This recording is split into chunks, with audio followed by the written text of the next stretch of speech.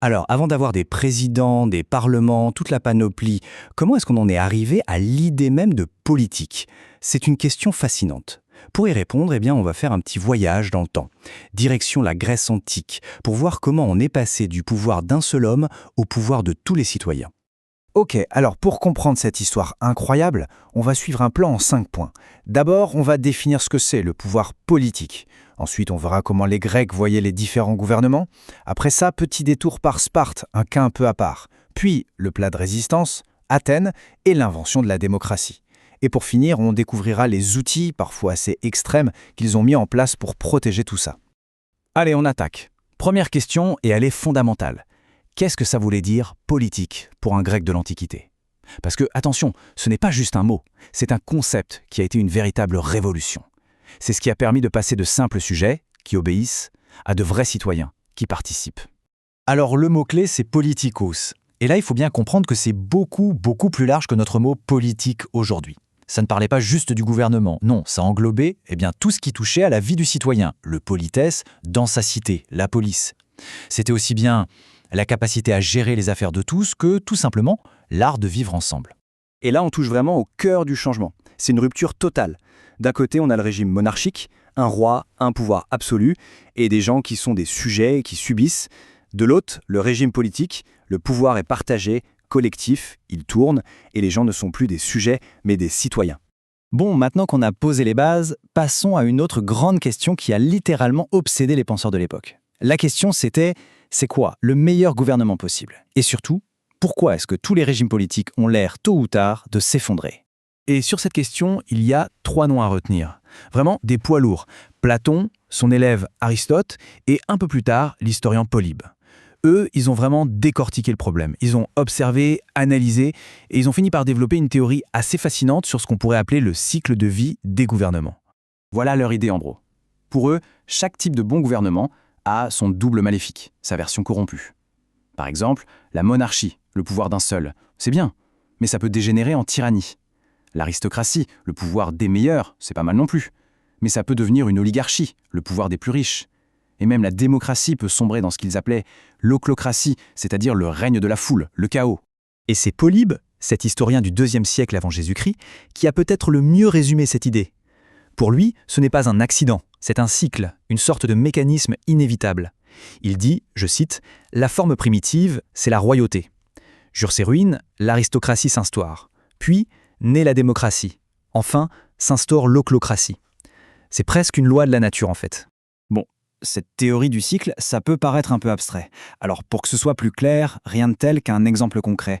Et on va prendre celui d'Athènes, avec la montée et la chute de ces tyrans entre 561 et 510 avant Jésus-Christ. C'est une histoire assez violente, mais c'est justement de cette violence qu'est né quelque chose de complètement nouveau. Alors, petite précision importante sur le mot « tyran ». Au début, pour les Grecs, ça ne voulait pas forcément dire « méchant dictateur ». Un tyran, c'était juste quelqu'un qui prenait le pouvoir seul, souvent par la force. Et d'ailleurs, certains, comme Pisistrate à Athènes, ont été plutôt populaires. Mais très vite, le mot a pris une connotation négative et il est devenu synonyme de pouvoir brutal et illégitime. Et le point de bascule à Athènes, c'est cet événement, l'assassinat d'Hipparque en 514 avant Jésus-Christ. Du jour au lendemain, ces assassins, les tyrannoctones, sont devenus des héros, des icônes. Ils sont devenus le symbole de la liberté, de la résistance à l'oppression. Et cet acte va tout accélérer. Ok, mais avant de voir ce que cette chute de la tyrannie va provoquer à Athènes, on va faire un petit crochet par sa grande rivale de toujours, Sparte. Parce que Sparte, c'est vraiment un cas à part. Un modèle politique complètement différent et connu pour son incroyable stabilité. Le secret de Sparte, c'est ce que les anciens appelaient une constitution mixte. En gros, ils n'ont pas choisi un seul système. Ils ont pioché dans tous. Ils avaient un peu de monarchie avec 2 rois, un peu d'oligarchie avec un conseil des anciens, la Gérousia, et même une touche de démocratie avec une assemblée de citoyens. Un mélange savant pour un équilibre parfait. Bon, revenons à Athènes. La tyrannie est tombée en 510. Et là, Athènes va prendre un chemin complètement opposé à celui de Sparte. Pas de mélange prudent, mais une véritable révolution. Et cette révolution, elle est portée par un homme, Clisthène. Retenez bien cette date, 508-507 avant Jésus-Christ. C'est le moment clé. C'est là que Clisthène met en place ses fameuses réformes. Et le principe au cœur de tout ça, c'est un mot grec, isonomie. Ça veut dire quoi? Tout simplement l'égalité. L'égalité de tous les citoyens devant la loi et dans l'accès au pouvoir. Et pour mettre en place cette égalité, Clisthène va avoir un coup de génie. Il comprend que le principal obstacle, ce sont les grandes familles aristocratiques qui contrôlent tout. Alors, pour casser leur pouvoir, il va faire quelque chose de radical. Il réorganise tout le corps des citoyens, non plus selon les liens du sang, mais selon le lieu où ils habitent. Regardez bien comment ça marche, c'est brillant. Il divise le territoire en 3 zones, puis il crée 10 nouvelles tribus politiques, mais le truc c'est que chaque tribu est un mélange de gens de la ville, de la côte et de la campagne. C'est un brassage forcé en quelque sorte pour que personne ne puisse défendre uniquement ses petits intérêts locaux. Et de cette nouvelle organisation vont naître les grandes institutions de la démocratie athénienne.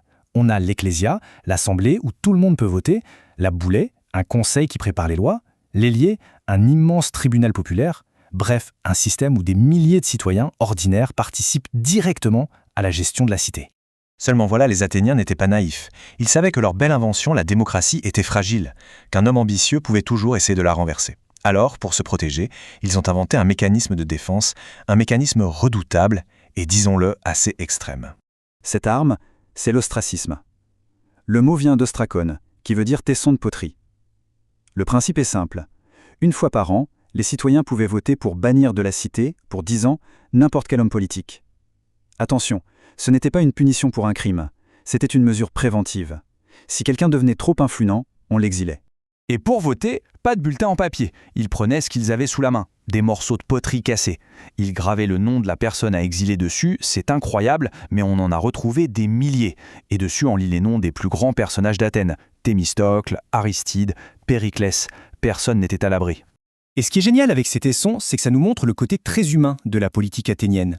Ce n'était pas un vote froid et distant. Parfois, les gens ajoutaient des petits commentaires, des insultes même. On a retrouvé des tessons où il est écrit « Simon, fils de Miltiade, prends ta sœur et fiche le camp », ou un autre qui traite un certain Mégaclès d'adultère. Et si l'ostracisme ne suffisait pas, ils sont allés encore plus loin. Ils ont voté une loi, en 337 avant Jésus-Christ, qui disait en substance que tuer quelqu'un qui essaye de devenir tyran n'est pas un meurtre. Non, c'est un acte civique, un acte pur de toute souillure. Carrément. Tout ça nous laisse avec une question assez vertigineuse finalement. Les inventeurs de la démocratie étaient convaincus d'une chose, pour qu'elle survive, il fallait des garde-fous, des mécanismes de contrôle extrêmement puissants contre l'ambition personnelle. Ça nous amène forcément à nous interroger. Que penserait-il de nos démocraties actuelles ?